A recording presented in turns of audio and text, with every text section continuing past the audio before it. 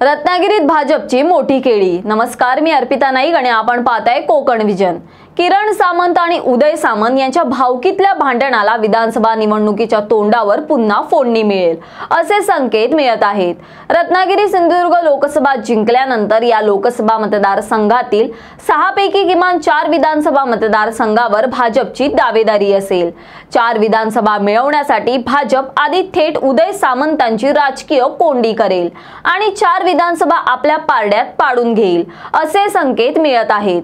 एकूणच भाजप आणि शिंदे सेनेतला कोकणातला वाद आता राजकीय पटलावर उघडपणे पाहायला मिळणार आहे। भाजपने आक्रमक भूमिका घेतली आहे आणि उदय सामंत त्या आक्रमक भूमिकेला लवचिकपणे टोलवाटोलवी करून स्वतःची बाजू सावरण्याचा प्रयत्न करीत आहेत। रत्नागिरी सिंधुदुर्ग लोकसभा मतदारसंघ जिंकल्यानंतर भाजपने थेट उदय सामंतांचा रत्नागिरी विधानसभा मतदारसंघ हा भाजपचा परंपरागत मतदारसंघ आहे असा दावा केला। नारायण राणेंच्या मुलांनी रत्नागिरी विधानसभा मतदारसंघाबद्दल मांडलेल्या भूमिकेला पक्षानेही समर्थन दिले। एकूणच रत्नागिरी विधानसभा मतदारसंघ हा भाजपचा आहे आणि येणाऱ्या विधानसभा निवडणुकीत त्या मतदारसंघात भाजप उमेदवार देईल असा उघडपणे दावा भाजपकडून केला गेला। रत्नागिरी सिंधुदुर्ग लोकसभा मतदारसंघामध्ये 6 विधानसभा मतदारसंघ आहेत।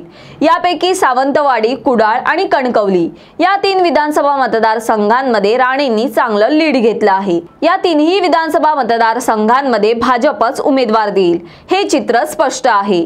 परंतु येणाऱ्या विधानसभा निवडणुकीत भाजपला स्वतःची सदस्य संख्या वाढवायची आहे। या मोहिमेचा भाग म्हणून कोकणातील रत्नागिरी सिंधुदुर्ग या लोकसभा मतदारसंघातील 6 विधानसभा मतदारसंघापैकी किमान 4 विधानसभा मतदारसंघ भाजप लढवेल अशी भाजपची रणनीती आहे। एक विधानसभा मतदारसंघ अधिक पदरात पाडून घेण्यासाठी भाजपने थेट उदय सामंत यांनाच घेरले आहे। उदय सामंत आणि त्यांचे बंधू किरण सामंत यांच्यातील संशय कल्लोळ आणि भावकीतील भांडण आता सर्वश्रुत झालेलं आहे। उदय सामंतांची राजकारणातील समीकरणे सोडवण्यासाठी किरण सामंत यांनी प्रचंड मेहनत घेतली। त्या मेहनतीचा मेहनताना म्हणून किरण सामंत यांना लोकसभा निवडणुकीत उमेदवारी हवी होती। आपणच रत्नागिरी सिंधुदुर्ग लोकसभा लढवणार हे भाजपने आधीच निश्चित केलं होतं, परंतु औपचारिकता म्हणून नारायण राणे यांनी एकनाथ शिंदे यांची भेट घेतली। शेवटी भाजपने नारायण राणेंना उमेदवारी दिली आणि निवडणूक जिंकलीही। यात किरण सामंतांची नाराजी लपून राहिली नाही। किरण सामंतांनी राणेंसाठी काम केले नाही हे भाजपने जाहीरपणे सांगितले आणि किरण सामंत आणि उदय सामंतांमध्ये असलेले नाराजी नाट्य माध्यमातून पुढे आले। आता विधानसभा निवडणुकीच्या तोंडावर किरण सामंत आणि उदय सामंतांमधील भावकीच्या भांडणाला पुन्हा फोडणी मिळणार आहे।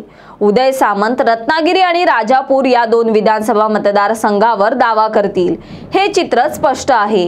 राजापूर विधानसभा मतदारसंघामधून किरण सामंत यांना उमेदवारी मिळावी म्हणून उदय सामंत प्रचंड आग्रही असतील, परंतु उदय सामंतांना एक विधानसभेवर रोखता यावं यासाठी भाजपने उदय सामंतांचा मतदारसंघ हा भाजपचा परंपरागत मतदारसंघ आहे असा दावा करून भाजपने उदय सामंतांची राजकीय कोंडी केली आहे।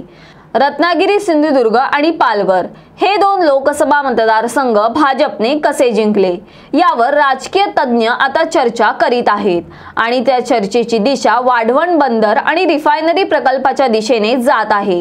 या प्रकल्पाच्या अनुषंगाने या मतदारसंघांमध्ये भाजपला आपला राजकीय प्रभाव महत्त्वाचा वाटत आहे।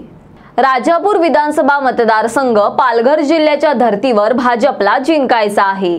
वाढवण बंदराच्या पार्श्वभूमीवर भाजपने मोठी प्रतिष्ठा म्हणून पालघर लोकसभा जिंकली। त्याच धर्तीवर राजापूर विधानसभा मतदारसंघाची प्रतिष्ठा पणाला लावून दिवस रात्र एक करून मोठी खरेदी करून जिंकण्याचा प्रयत्न होणार आहे।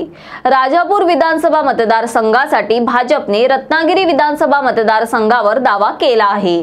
रत्नागिरी विधानसभा मतदारसंघ सोडताना भाजप राजापूर विधानसभा मतदारसंघ पदरात पाडून घेईल अशी खेळी राजकीय पटलावर चर्चेचा विषय बनली आहे। यावरील तुमचे काय मत आहे हे आम्हाला कमेंट बॉक्सद्वारे नक्की कळवा आणि अशाच विविध विषयांवरील सविस्तर तपशील जाणून घेण्यासाठी कोकण विजनला सबस्क्राइब करा व बेल बटन दाबा। धन्यवाद।